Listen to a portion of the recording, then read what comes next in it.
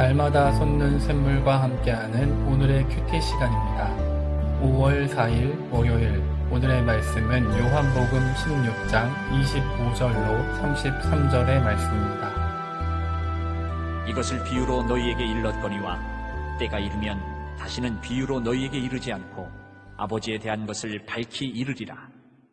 그날에 너희가 내 이름으로 구할 것이요 내가 너희를 위하여 아버지께 구하겠다 하는 말이 아니니 이는 너희가 나를 사랑하고 또 내가 하나님께로부터 온 줄 믿었으므로 아버지께서 친히 너희를 사랑하심이라. 내가 아버지에게서 나와 세상에 왔고 다시 세상을 떠나 아버지께로 가노라 하시니 제자들이 말하되 지금은 밝히 말씀하시고 아무 비유로도 하지 아니하시니 우리가 지금에야 주께서 모든 것을 아시고 또 사람의 물음을 기다리시지 않는 줄 아나이다. 이로써 하나님께로부터 나오심을 우리가 믿사옵나이다. 예수께서 대답하시되 이제는 너희가 믿느냐? 보라, 너희가 다 각각 제 곳으로 흩어지고 나를 혼자 둘 때가 오나니 벌써 왔도다. 그러나 내가 혼자 있는 것이 아니라 아버지께서 나와 함께 계시느니라. 이것을 너희에게 이르는 것은 너희로 내 안에서 평안을 누리게 하려 함이라. 세상에서는 너희가 환난을 당하나 담대하라. 내가 세상을 이기었노라. 새로운 아침입니다. 여호와 니시, 하나님은 승리케 하시는 분이십니다. 오늘 말씀은 다락방 강화로 불리는 요한복음 13장에서 16장 중 마지막 부분의 말씀입니다.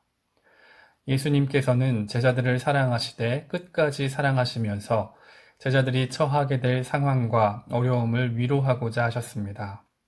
따라서 오늘 우리가 본문을 살펴볼 때도 예수님의 사랑으로 그를 읽어 나갈 수 있어야 합니다.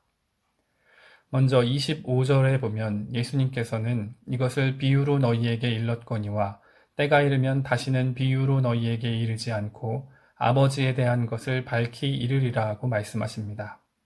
여기서 이것을 이라고 표현된 단어와 비유라고 표현된 단어는 원문에서는 복수형으로 사용되었습니다.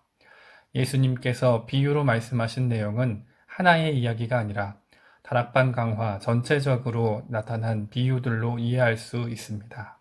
대표적으로 몇 가지를 살펴보면 세상 임금에 대한 이야기, 포도나무와 가지 이야기, 종과 친구 이야기, 조금 있으면 보지 못하고 조금 있으면 보게 된다는 이야기, 너희는 곡하고 애통하나 세상은 기뻐한다는 이야기, 여자가 해산하는 고통과 기쁨에 대한 이야기 등으로 살펴볼 수 있을 것입니다.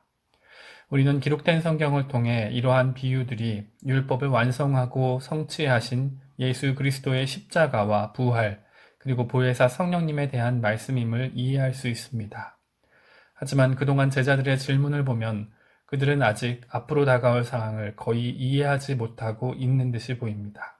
그래서 예수님께서는 25절에 더 이상 비유가 아니라 얼굴을 맞대고 이야기하는 것처럼 밝히 깨닫게 될 날이 올 것이라고 제자들을 격려하시는 것입니다.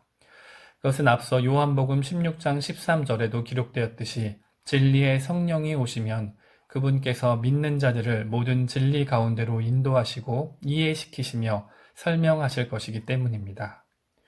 우리는 여기서 본문 26절과 27절을 조금 더 주의 깊게 살펴보아야 합니다. 먼저 26절에는 너희가 내 이름으로 구할 것이요 내가 너희를 위하여 아버지께 구하겠다 하는 말이 아니니 라고 기록되어 있습니다. 이 말씀을 잘못 이해하면 보혜사 성령님이 오시면 더 이상 예수님께서 중보자의 역할을 감당하지 않으신다고 오해할 수도 있습니다. 하지만 그리스도께서는 언제나 성령보다 앞서 믿는 자들의 첫 번째 중보자 역할을 담당하시는 분이십니다. 이 구절은 성령님이 임하시면 그리스도인이 직접 예수님의 이름으로 담대하게 아버지께 나아가서 구하게 될 것이라는 말씀입니다. 마찬가지로 27절 역시 너희가 나를 사랑하고 믿었기 때문에 조건적으로 아버지께서 너희를 사랑하신다고 오해할 수도 있습니다.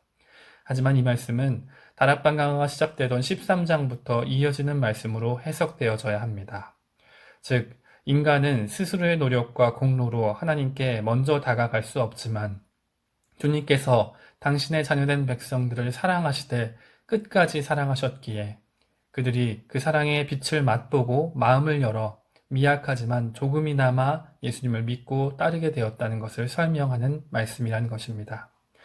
하나님께서는 우리가 하나님을 향해 가지게 된 작은 관심과 믿음까지도 기뻐하시며 더 큰 사랑으로 우리를 사랑하시고 계신다는 사실을 우리는 결코 잊어서는 안 될 것입니다. 이 말씀을 마치신 예수님께서는 다시 한번 분명하게 자신이 하나님 아버지께로부터 오셨고 다시 세상을 떠나 아버지께로 가신다고 말씀하셨습니다. 그러자 제자들은 이제 모든 것을 알게 되었다는 듯이 29절과 30절에 이렇게 말합니다. 지금은 밝히 말씀하시고 아무 비유로도 하지 아니하시니 우리가 지금에야 주께서 모든 것을 아시고 또 사람의 물음을 기다리시지 않는 줄 아나이다. 이로써 하나님께로부터 나오심을 우리가 믿사옵나이다 라고 말입니다. 제자들은 자신들이 예수님을 온전히 깨닫고 믿게 되었다고 말하고 있습니다. 하지만 32절에서 예수님의 말씀과 곧 이어질 십자가 사건에서 제자들의 행동을 통해 우리는 그들의 지식과 믿음이 아직 온전치 않다는 사실을 이미 알고 있습니다. 예수님 역시 모든 것을 아셨지만 이렇게 말씀하십니다. 이제는 너희가 믿느냐? 보라, 너희가 다 각각 제 곳으로 흩어지고 나를 혼자 둘 때가 오나니 벌써 왔도다 라고 말입니다. 예수님은 제자들의 연약함을 누구보다 잘 알고 계셨습니다. 하지만 끊임없이 안타까운 가운데 그들을 끝까지 사랑하고 계셨던 것입니다. 오늘 말씀을 정리하겠습니다. 우리가 십자가 위에 예수님을 볼 때 그분은 불안과 배신 그리고 외로움과 고통 속에 철저히 패배당한 것처럼 보이기도 합니다. 하지만 본문 32절과 33절을 통해 예수님께서는 홀로 외로운 분이 아니셨고 평안을 누리셨으며 담대하게 승리하신 분임을 알 수 있습니다. 그 이유가 무엇입니까? 바로 아버지 하나님께서 고난과 고통 가운데 있는 예수님과 동행하셨기 때문입니다. 그리고 몸소 십자가를 체휼하신 예수님께서는 지금도 십자가의 길을 걷고 있는 당신의 자녀들에게 동일하게 이렇게 말씀하십니다. 내가 혼자 있는 것이 아니라 아버지께서 나와 함께 계시느니라. 이것을 너희에게 이르는 것은 너희로 내 안에서 평안을 누리게 하려 함이라. 세상에서는 너희가 환난을 당하나 담대하라. 내가 세상을 이기었노라 라고 말입니다. 오늘 저와 여러분들을 둘러싸고 있는 십자가는 무엇입니까? 건강입니까? 자녀입니까? 혹은 물질과 직장의 십자가입니까? 비록 세상의 눈으로 볼 때 우리의 모습이 형편없어 보이고 절망 가운데 있어 보인다 할지라도 이제 눈을 뜨고 우리와 함께 계시는 아버지 하나님을 바라보길 원합니다. 그리고 그분의 음성을 듣길 원합니다. 사랑하는 내 아들아, 사랑하는 내 딸아, 무엇을 걱정하고 염려하느냐? 내가 세상을 이기었다. 나와 함께 평안을 누리자라는 음성 말입니다. 오늘도 그렇게 말씀하시는 아버지 하나님을 붙잡고 승리하며 살아가시기를 소망합니다. 함께 기도하겠습니다. 하나님 아버지 감사합니다. 오늘 우리는 요한복음 16장의 말씀을 살펴보았습니다.